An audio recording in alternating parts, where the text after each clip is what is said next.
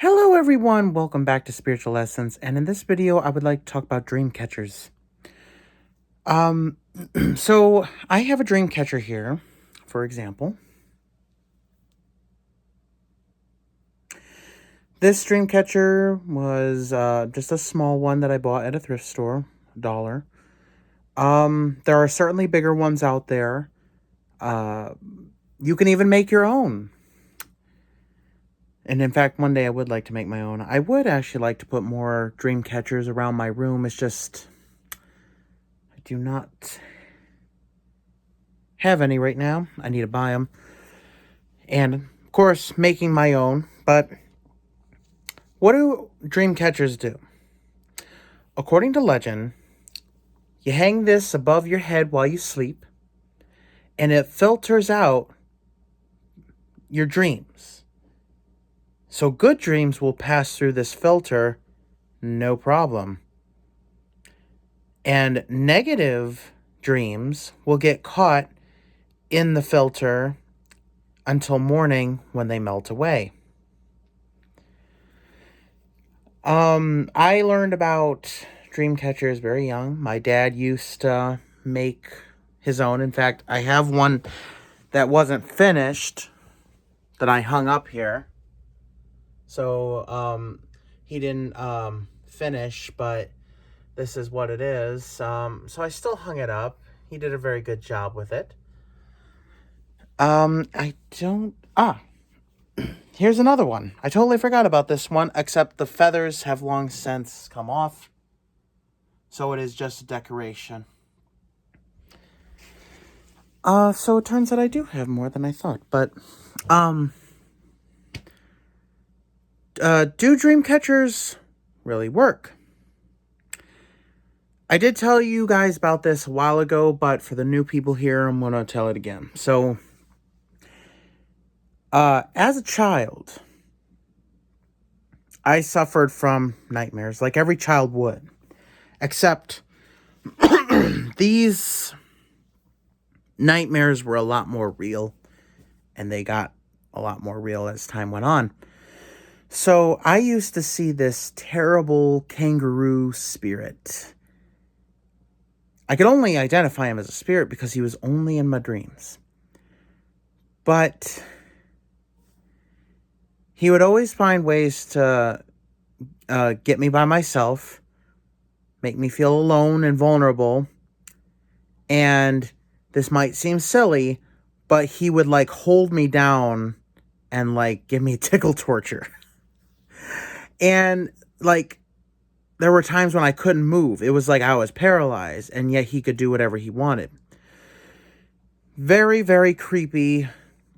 I remember once I was in my bed years ago, and it was a smaller bed at the time. I was really little. And I had this Barbie boot. I remember I found it downstairs, and for some reason it fascinated me. And I remember I was in my bed and I was just looking at it, fiddling with it. And then I saw something like move behind the boot when I was looking at it like this. And when I looked up,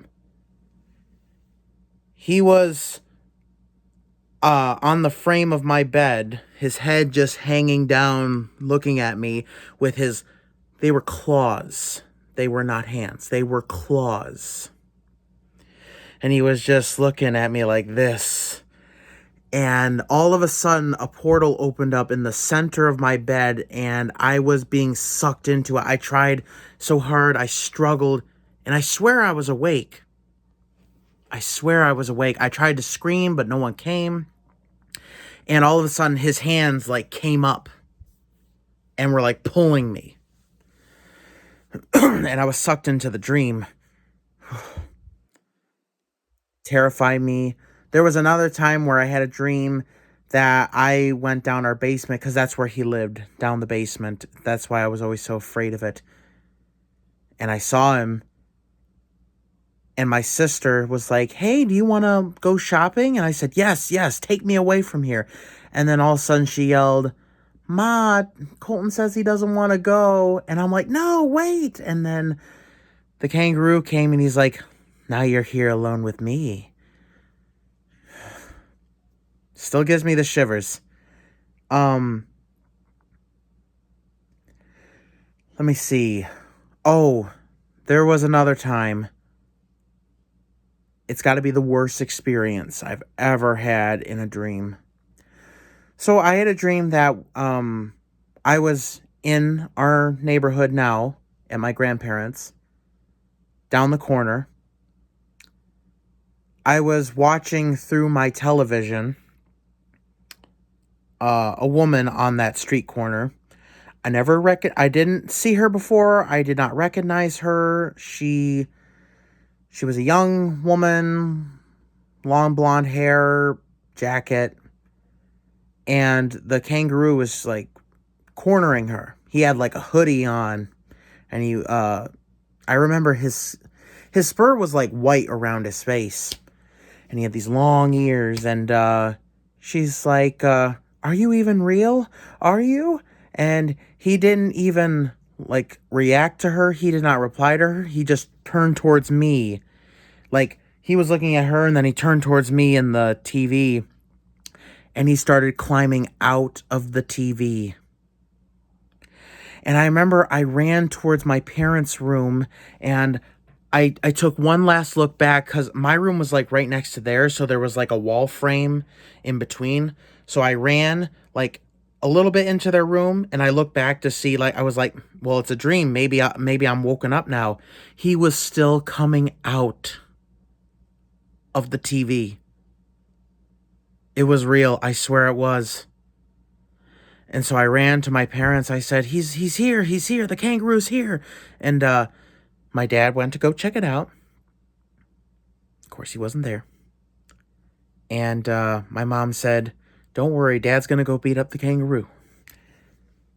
Of course, I believed him. But then they told me, okay, you got to go back to bed. And I said, no, what if he comes back? And my dad was like, don't worry, he won't come back. And he didn't for the rest of the night. It's just I was like, ooh, Dad's not going to be able to save me forever. Those experiences were a lot more than dreams, I swear it. I know dreams. Dreams are hazy. You kind of just go with the flow. In these dreams, I was conscious. I knew what was going on. And somehow he had power over me. And he was real. I swear he was something real. He wasn't just part of my imagination. And you may be thinking, like, some of the stuff that happened in the dreams might be because I watched scary movies. Like, coming out of the TV, The Ring, being pulled into the bed, Nightmare on Elm Street. I was at such a young age, I hadn't even seen those movies yet. So it wasn't my subconscious from the scary movies I watched.